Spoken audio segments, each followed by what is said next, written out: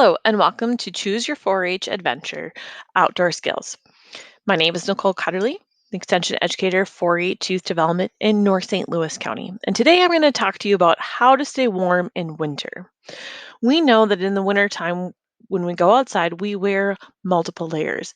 But why do we do that? What's the reason behind layering and how we stay warm? Well, there are 5 reasons why we choose to layer, and how we layer them are important during the wintertime. So today I'm going to talk to you about those 5 things, which are conduction, convection, evaporation, radiation, and respiration. Now I know those might seem like some big words, but we're going to break it down and talk about what each one of those things are and why they're important when we head outside for our winter adventures. So we're going to start at the bottom and we're going to talk about conduction. So conduction is when two objects touch one another. In this instance, it's us outside being in contact with snow or anything that's cold.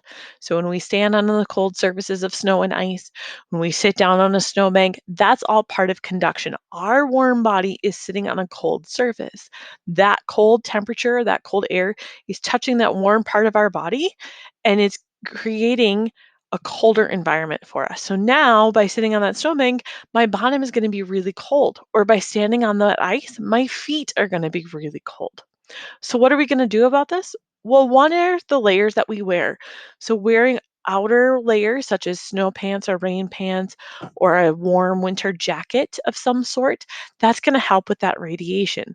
Also, when we think about our feet, winter boots with a thicker sole on the bottom, or even putting an insole or a shoe insert in the bottom is going to help us give more insulation between that surface and our feet. These are ways that we can stay warm. Another great tip when we're out in wintertime is to carry around a piece of like foam, insulated padding, like what we use on to lay on the ground, that insulated foam blue padding.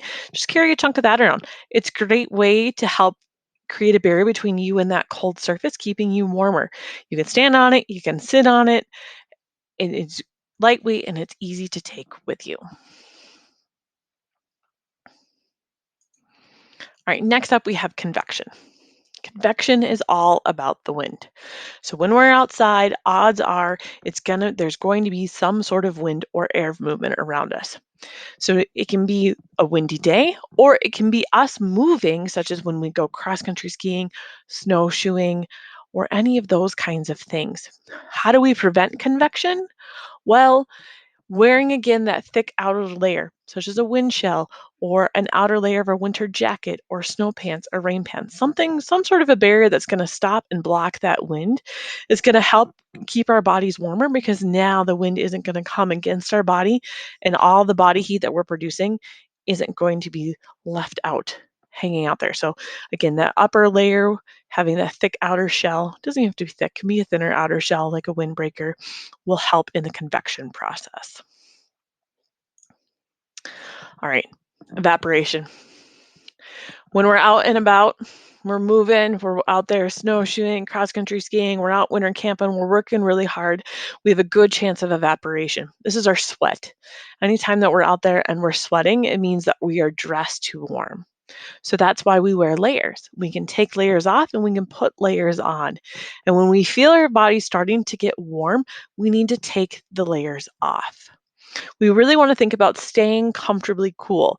This is that middle point where we're not freezing and shivering when we're outside, but we're also not warm and snuggled under a blanket and next to a fireplace warm, right? We're right in between. So our skin might feel a little bit cool, but as soon as we start moving, our body's going to warm up and that coolness is going to go away. So you want to prevent evaporation. Now, if you're out there and you do start to sweat, it's okay. Let's figure out a way to cool us down. Take those layers off. If after a long day of skiing and you've been outside and you either come in or you're staying out winter camping, you want to get rid of those layers that you've sweated in. So before you go to bed at night, change out your long underwear, that base layer that you've worn. Or as soon as you're done moving for the day, again, get into something warm and dry. Whether you've sweated or you think you might have had some sweat, go ahead and do that. It'll help keep you warmer in the long run. Okay, radiation. This is all the body heat released from the top of our head. 65% of our body heat can be lost just through the top of our head. This is why it's so important to wear a warm winter hat or even a baseball cap. This is also the fastest way to cool our bodies down. It's just by removing that winter cap, taking it off. It's also the fastest way to warm up, right? By putting that winter hat on. A little tidbit of information. If you feel that your feet are cold, and you odds are it means your head is also cold or your other extremities are cold. Same thing with your hands. So again, radiation's a big heat loss right off the top of our head, and our hats can really help with that. All right, respiration. This is our last point that we're going to talk about. And this is about the air that we breathe, which sounds really funny. Like, how can we lose body heat just by breathing? It's not about necessarily us exhaling. It is a little bit, but it's also about what we're inhaling. And when you think about when we go outside, we're breathing in cold air all of a sudden. This is a great reason why to grab a scarf or a neck gaiter and put it up over our face and our nose. That way, then now we're breathing in some warmer air. That air has a filter to come in through, and it's going to get warmed up as we're breathing in.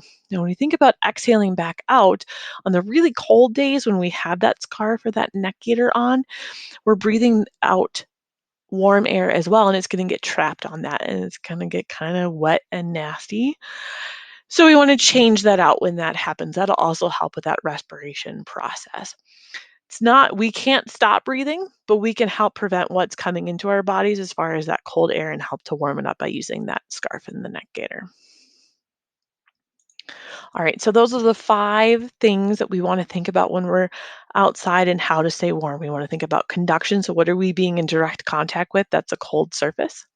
Convection, how can we reduce our heat loss from wind or air movement? Evaporation, how could we reduce our sweat?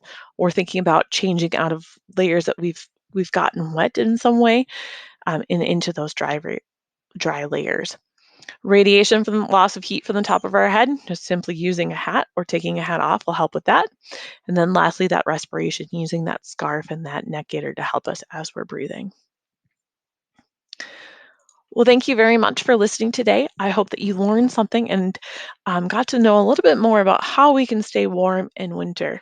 Again, my name is Nicole Cutterly, and I appreciate you joining me today.